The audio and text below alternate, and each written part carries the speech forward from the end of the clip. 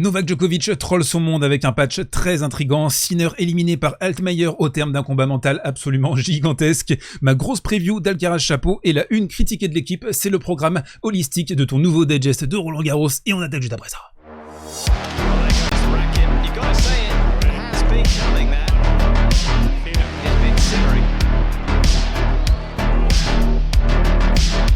Et on attaque ce côté réseau avec Novak Djokovic et le patch magique, un patch qui a hanté les fans de tennis, les suiveurs et les journalistes depuis quelques heures maintenant. Qu'est-ce que c'était que cette petite médaille au niveau entre les tétons je sais pas si je peux montrer ça sur YouTube d'ailleurs, donc on va vite passer à autre chose. Mince, on voit encore les tétons là, c'est pas grave. Alors finalement, c'est de la nanotechnologie, c'est un patch, un Tao patch manifestement. On le voit ici, Djokovic utilise la nanotechnologie blablabla pour nourrir le corps avec des ondes d'onde de lumière thérapeutique, sans effet secondaire, ni libération de produits chimiques. En même temps, Novak, on n'imagine pas ce genre de truc avec lui. Portable tous les jours, il est activé par la lumière du soleil. Pourtant, on était en night session, bizarre. Bref. Et la chaleur corporelle, assurant des traitements de 720 heures par mois. C'est assez ouf. Et on est dans l'idée de l'antalgie intégrative.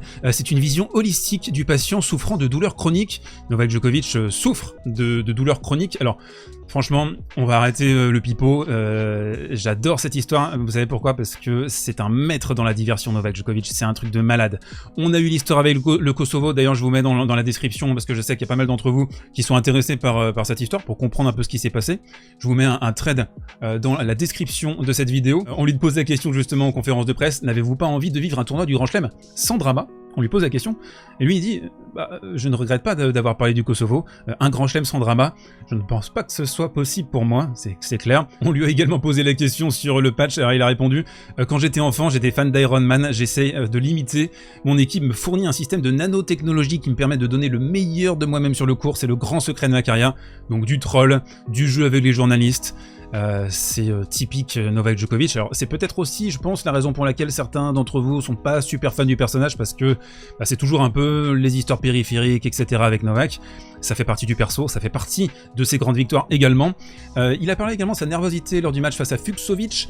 La nervosité fait partie de mon métier, dit-il. Parfois je l'exprime plus, parfois je dialogue avec moi, parfois je communique avec mon équipe. Alors plus précisément, parfois j'utilise Goran Ivanisevic comme une énorme serpillère, soyons précis. Le plus important, c'est que quoi qu'il arrive, il faut arriver à se recentrer et aller dans la bonne direction. Deuxième info dans ce côté réseau est la une de l'équipe qui a fait discuter sur Twitter, et là je suis très embarrassé les amis parce que c'est une discussion entre Marie Beljean, que j'adore, et Quentin Moinet avec qui je suis paxé. Donc c'est très compliqué pour moi de prendre parti, mais bref, je vous lis un petit peu ce qui s'est passé, c'est une discussion intéressante, on va rebondir dessus. Donc Marie qui dit si dur. Ils jouaient tous en perf, sauf Garcia et Humbert, on attendait que des exploits. Perso, hier, Moutet m'a régalé, allez les bleus. Donc Quentin s'est défendu par rapport à ça, il a dit c'est factuellement un mercredi noir, etc. Marie dit factuellement oui, mais pourquoi une une qui alimente le légendaire refrain « Les Français sont nuls », il y avait mieux à faire. Alors là, j'interromps la lecture de ce fil. Je pense que c'était la meilleure une à produire dans le contexte du journal de l'équipe.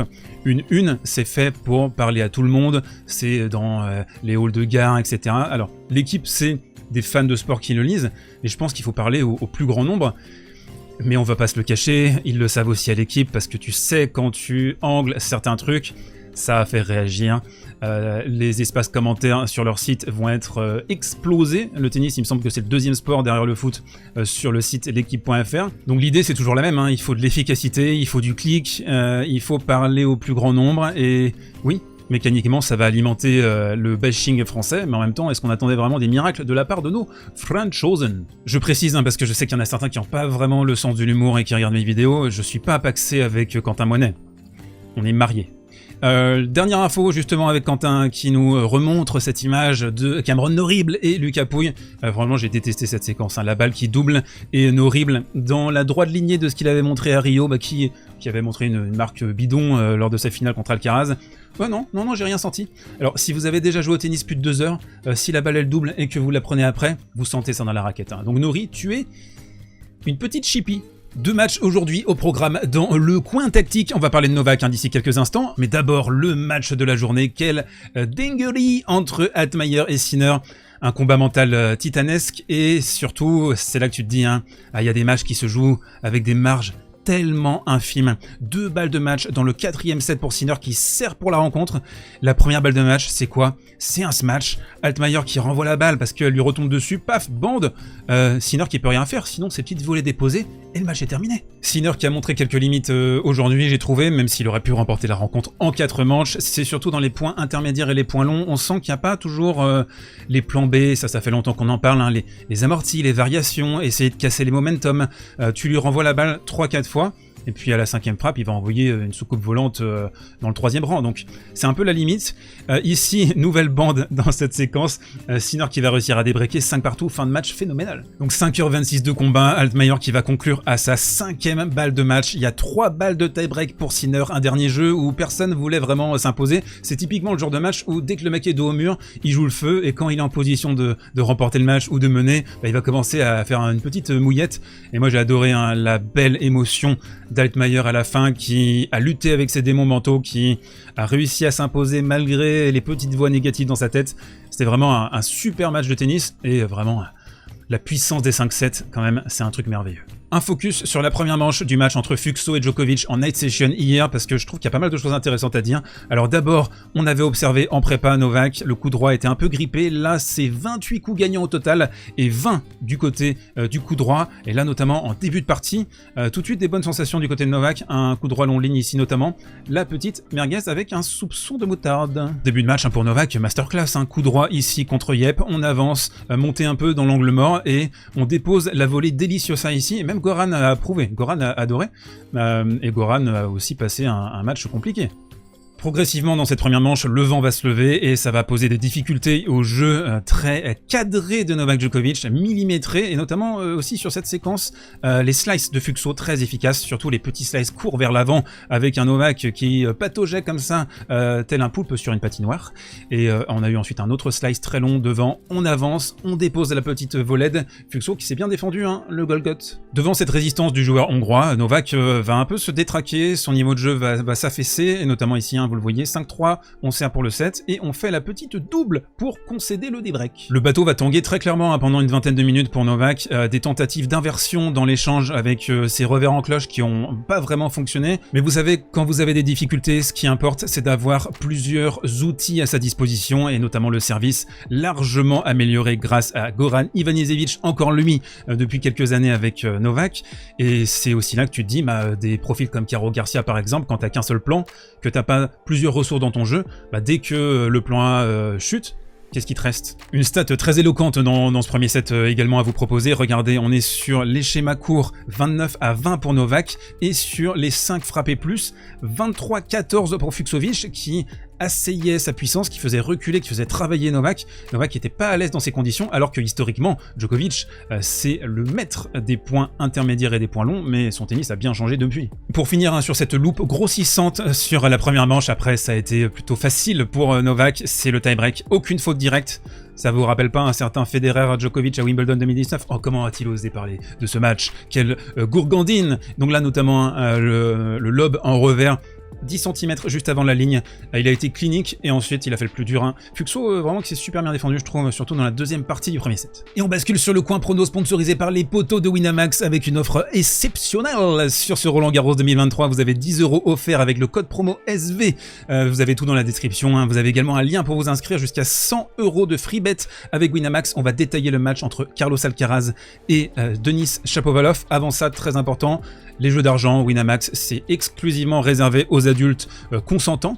Et voilà, il n'y a pas de remplacement d'un taf ou quoi que ce soit.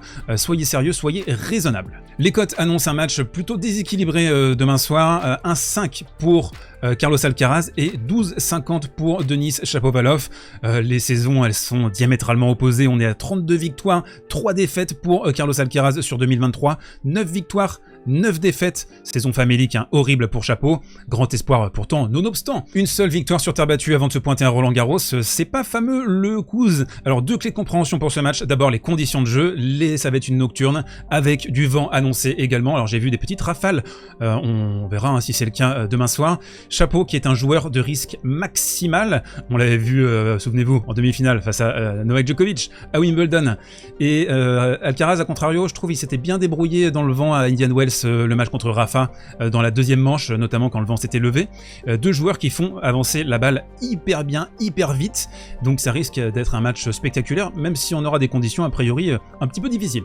Avec des balles en plus, apparemment c'est compliqué de les faire avancer. Alors, on a également dans une deuxième partie de l'analyse le profil de ce match.